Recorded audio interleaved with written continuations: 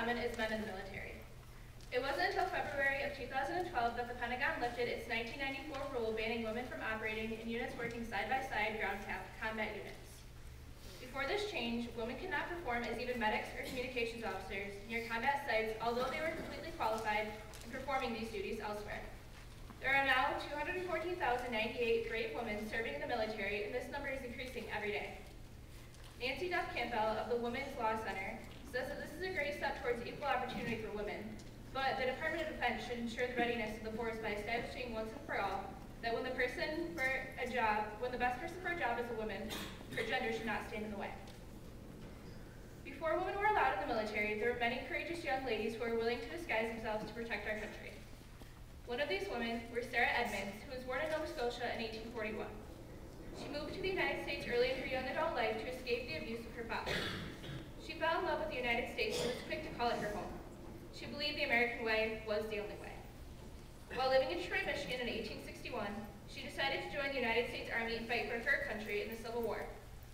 While in the Army, she disguised her sex and went by the alias Frank Thompson. She became a nurse in the 2nd Volunteers of the United States Army. Edmonds quickly gained the respect and trust of the Union and was used as an all-spy on the Confederates. She successfully served her term disguised as a man and lived to tell her stories. Some women may not have fought in the war, but their heroic actions deserve recognition. Mary Borden, who was originally from Chicago, moved to England just before World War I broke out. Working as a writer, Mary left behind all she was on her way to accomplish with her writings and selflessly used her own money to equip and staff a field hospital close to the front, which she herself worked at until the end of the war. Not only did she sacrifice all of her time and money into the war, but she later wrote about her experiences to give recognition to the veterans she had helped. Many men were saved because of one woman's drive to take action and go where she was needed. Mary Borden was one woman whose actions saved many, and that is why she deserves to be a veteran to remember. It is important that we celebrate Veterans Day for the men and women that have served our country and sacrificed their lives to allow us to live with the quality of life that we do. We should all take this time today to remember what they have done for us.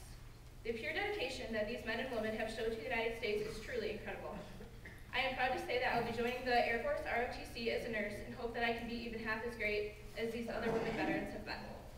We should all look up to these heroic women and strive to be as brave, proud, just, and selfless as they are.